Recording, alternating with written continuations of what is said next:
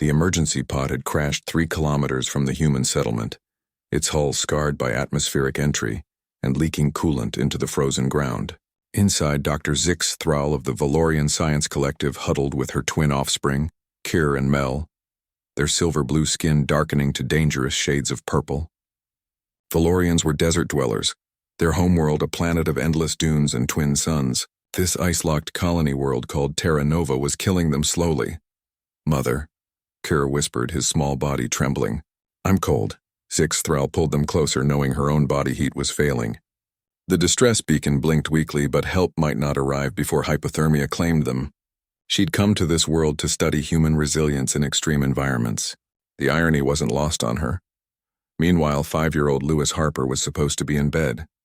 Instead, he pressed his face against his bedroom window, watching the snow fall in thick sheets. His mother, Dr. Anna Harper, worked at the Xenobiology Research Station, and tonight she was on emergency call. His father had gone with the rescue team after sensors detected the crash. Lewis saw the lights first, blue and flickering, different from the steady yellows of human vehicles.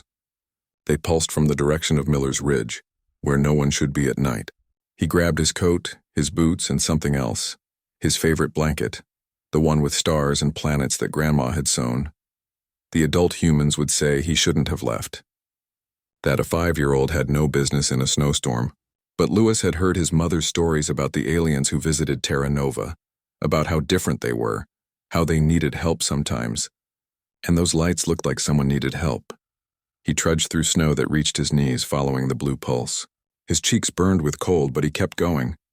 When he found the pod, its door hung open, and inside he saw them. 3 figures huddled together, their skin an alarming shade of dark purple. "Hello?" Lewis called out. Zix Thrall's eyes snapped open. "A human child here?" She tried to speak, but her translator was damaged, producing only static. The boy stepped closer, and she instinctively pulled her twins tighter, though she had no strength to protect them.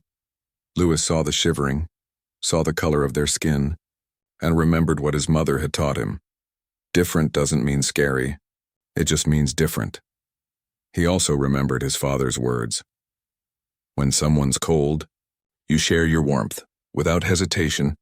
Lewis unwrapped his blanket, the precious one Grandma had made, the one he slept with every night, and held it out. "You're cold," he said simply. Zix Thrall stared at the offering.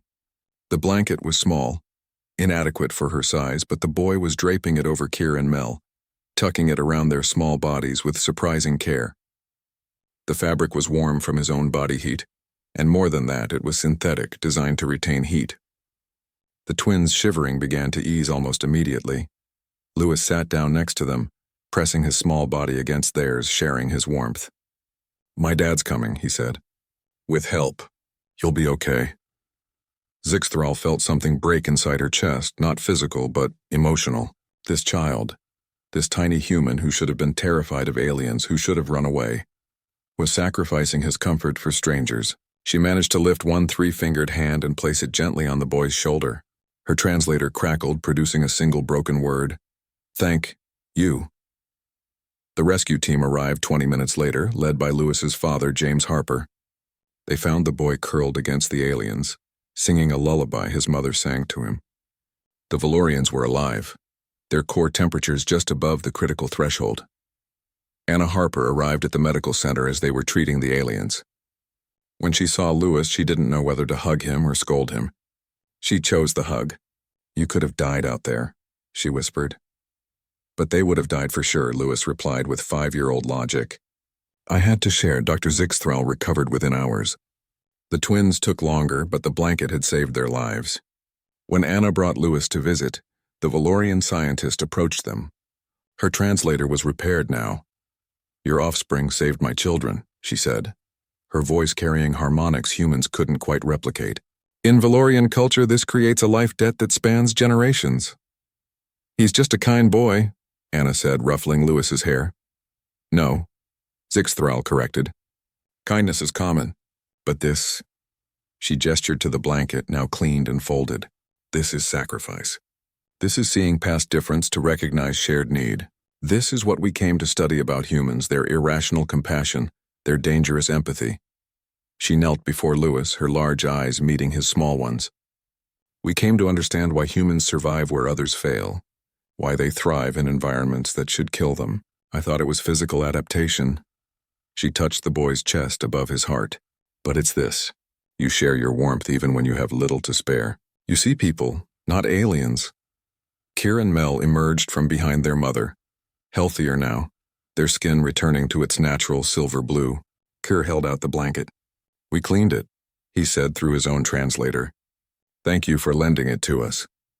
Lewis took the blanket, then immediately offered it back. You can keep it, in case you get cold again. Zixthral felt her throat tighten. In that moment, she understood humanity's greatest strength and greatest weakness were the same thing. They cared even when caring was dangerous, even when it defied logic. We will remember this, she said. And when the collective debates whether humanity should join the galactic community, I will tell them about tonight. About a 5-year-old boy who taught a xenobiologist that kindness requires no translation. Lewis smiled. Can we be friends? Yes, Zixthral said, and meant it with every fiber of her being. We can be friends,